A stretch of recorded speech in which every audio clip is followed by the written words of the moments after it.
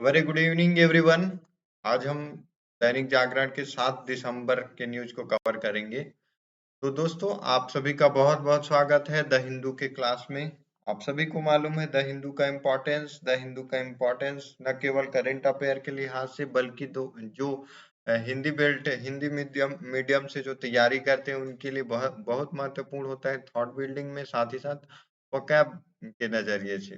तो आइए शुरुआत करते हैं बिना किसी देरी के फ्रंट न्यूज के साथ। जो हमारा आज का फ्रंट न्यूज है, कल लोकसभा ने 114 सीटों के साथ जो है जम्मू कश्मीर का बिल, पुनर्संरचना वाली जो बिल है, पास कर दी है।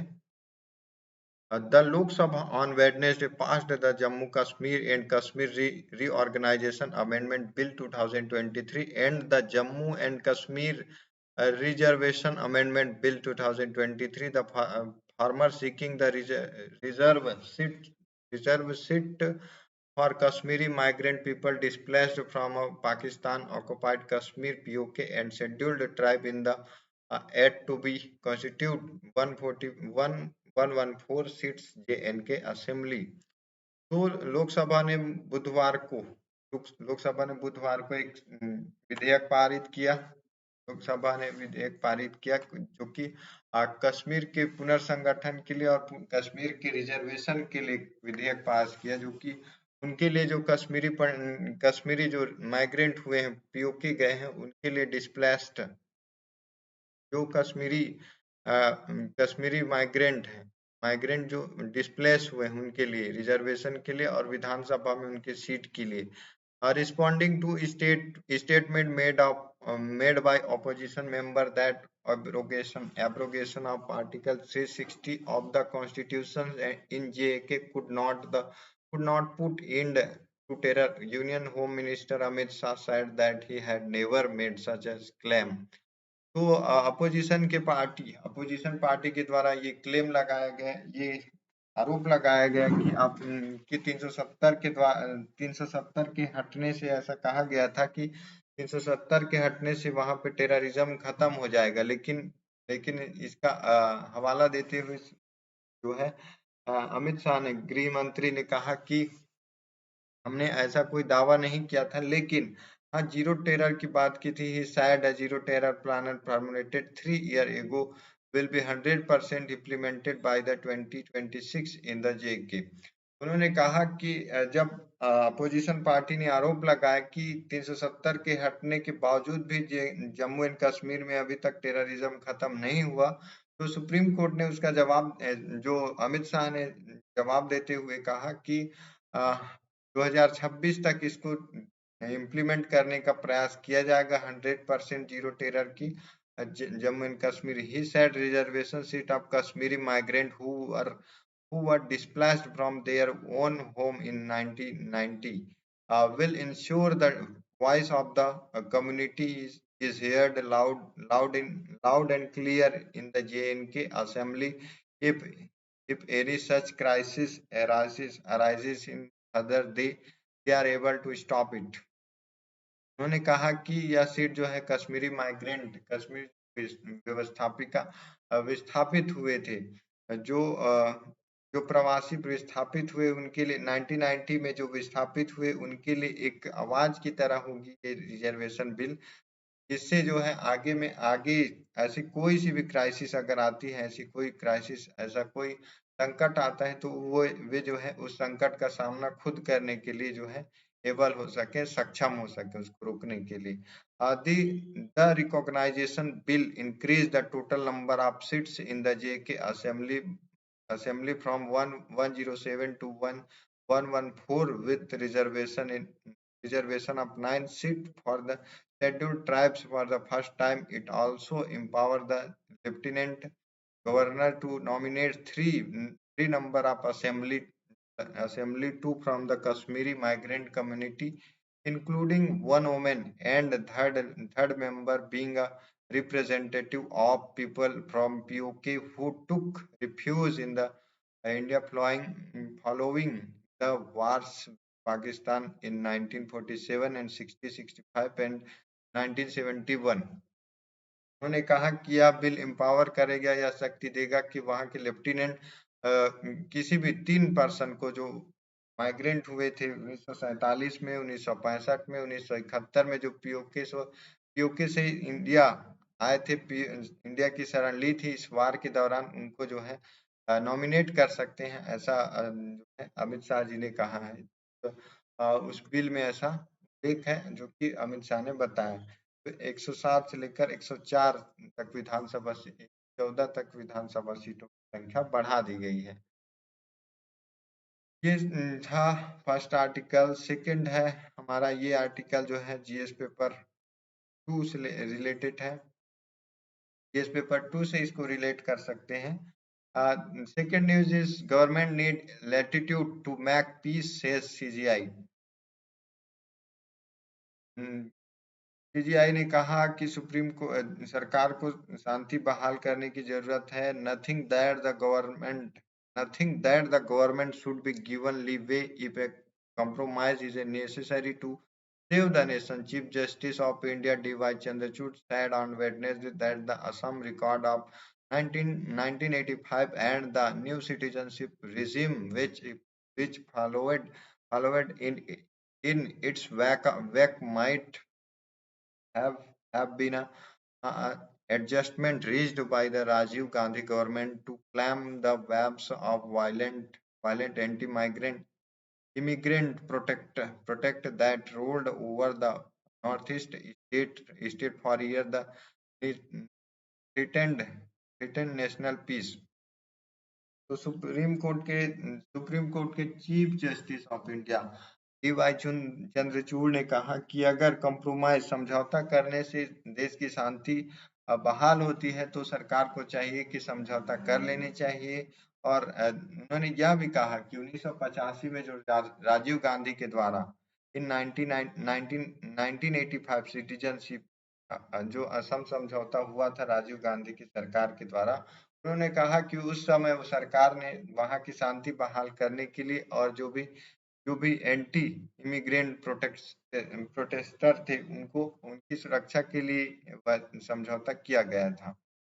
You must give the government that the latitude. Even today there are state in the northeast affected by the insurgency and the violence. Chief Justice Chandrachud heading a constitution bench of observed जो bench बैठी lead कर रही है, उन्होंने कहा कि north east के लगभग सभी स्टेटों में ऐसा प्रोटेस्ट और ऐसा जो है इंसर्जेंसी लगी हुई है, वायलेंस हिंसात्मक घटनाएं आज के आज के सालों में अभी रिसेंटली देखने को मिला है। तो गवर्नमेंट को चाहिए कि वहां से समझौता करे और उनसे बात करे ताकि वहां पे शांति बहाल किया जा सके। लंबे समय से लगभग 5 से 6 महीने लगातार मणिपुर में वायलेंस, असम, अरुणाचल प्रदेश में आने होने वाले लगातार वायलेंस को देखते हुए जो है सुप्रीम कोर्ट के बेंच ने यह ऑब्जर्व्ड किया और ऐसा उन्होंने कहा। और the bench was hearing a series of petitions filed by the indigenous group from the Assam which have the challenged section 6A of the Constitution of the Citizenship Act 1995.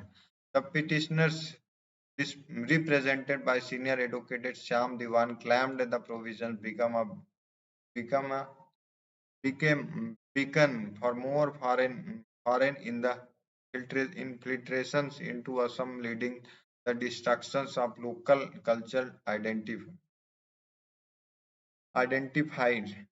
तो ऐसा पिटिशंस जो है, एक पिटिशंस की series जो कि पवन दीवान के द्वारा जो है पेश किया गया है। इंडिजिनियस ग्रुप का जो पिटिशन है वो पेश किया गया है। सीनियर जो एडवोकेट है पवन दीवान के द्वारा, उन्होंने क्लेम किया है कि बाहरी विदेशियों की एंटर होने से वहां की लोकल जो संस्कृति है वो डैमेज हुई है। उन्होंने यह अपने पिटीशन में कहा, mister Divan said a justification that there was a violent political agitations leading a political settlement was not sufficient basis to single out Assam for implementing an entirely the new citizenship regime under Section 6A, illegal immigration. Immigration to Assam to be in Assam has been rewarded with the benefits of Indian citizenship. Mr. Diwan submitted. Obviously, every compromise made is never perfect. The state of Assam was riven was stripped at the time. Does the government arrive as the a compromise to bring peace to Assam or allow the stripe ridden state to continue it in its path of violence merely because the compromise may discriminate among states. These are vexed issues. Any solution founded can be intact. One, the CGI asked Mr. Diwan, but the senior lawyer uh, argued that Section 6A was discrimination of itself. Argued उन्होंने कहा, पवन दीवान ने कहा कि हर कोई भी समझौता जो है अपने आप में परफेक्ट नहीं होता है स्टेट के द्वारा, और गवर्नमेंट को वहां पे शांति बहाल करने के लिए कॉम्प्रोमाइज करने की तैयारी करनी चाहिए, और वहां के लोकल जो है उनके जो है कल्चर और सोशल रेस्पेक्ट को वहां पे प्रोटेक्ट सुरक्षा करनी चाहिए, ऐसा पिटीशन में कहा गया है। उन्होंने जो कॉन्स्टिट्यूशन के जो आर्टिकल 6 है, आर्टिकल 6 के एक पार्ट को जो है के जरिए उन्होंने सिटीजनशिप 1995 एक्ट के तहत पिटीशन दायर किया। तो ये था, इसको भी जीएस पेपर 2 से लिंक करके देखा जा सकता है। तो ये हमारे एग्जाम के पॉइंट ऑफ व्यू से ये रहा कुछ महत्वपूर्ण न्यूज जो हमारे एग्जाम के पॉइंट ऑफ व्यू से महत्वपूर्ण था। एक सुप्रीम कोर्ट ने कहा कि सरकार को समझौता करना चाहिए कि किसी भी स्टेट, स्पेशली अगर नॉर्थ ईस्ट की बात करें तो नॉर्थ ईस्ट में हो रहे हिंसात्मक घटना को शांत करने के लिए और उनके हितों की रक्षा करने के लिए वहां पे समझौता के लिए आगे बढ़ना चाहिए। वही साथ ही साथ जो है जम्मू कश्मीर में शांति बहाल तथा वहां की वहां की जो संवैधानिक विकास के लिए जो है वहां लोकसभा में सरकार ने कल उनकी जम्मू कश्मीर की पुनर्संरचना के लिए एक बिल पास किया गया, वहां के रिजर्वेशन को और लोग विधानसभा सीट में जो है 114 सीट फिक्स कर दी गई।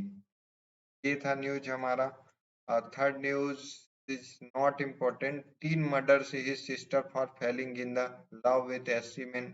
एक भाई ने अपनी बहन की लड़की एसटी कास्ट के लड़के से प्यार करता था तो अपनी बहन का मर्डर कर देता है। ये news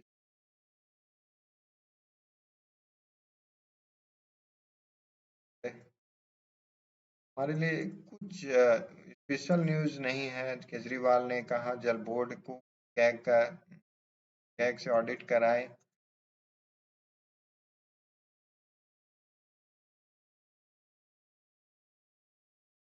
totally political based news जो हमारे किसी काम एग्जाम के पॉइंट ऑफ व्यू से महत्वपूर्ण नहीं है, ये हम डिस्कस नहीं करेंगे। वो आज एडिटोरियल में भी कुछ स्पेशल है नहीं, टोटली जो है पॉलिटिकल बेस्ड।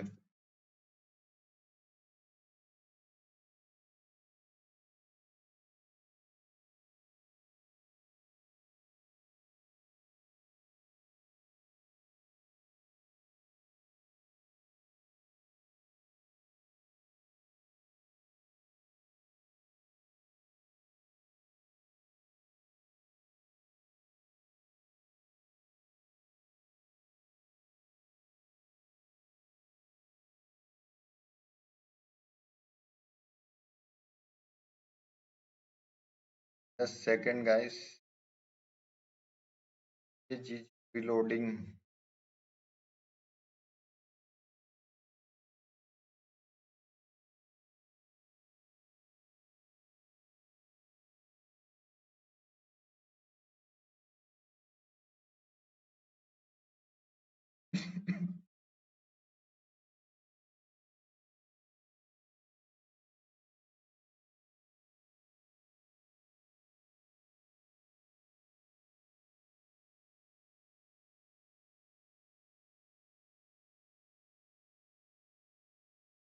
ये देखिए आप एडिटोरियल आज का टोटली जो है इलेक्शंस बेस्ड जो 2024 में जो 2024 में इलेक्शन होने वाले हैं लेकर है lesson from the assembly polls for the 2024 battle के लिए जो असेंबली पोल अभी जो स्टेट लेजिस्लेशन के जो रिपोर्ट है रिजल्ट आए हैं उनके लिए एक लेसन है ऐसा आर्टिकल है जो हमारे किसी काम का नहीं है।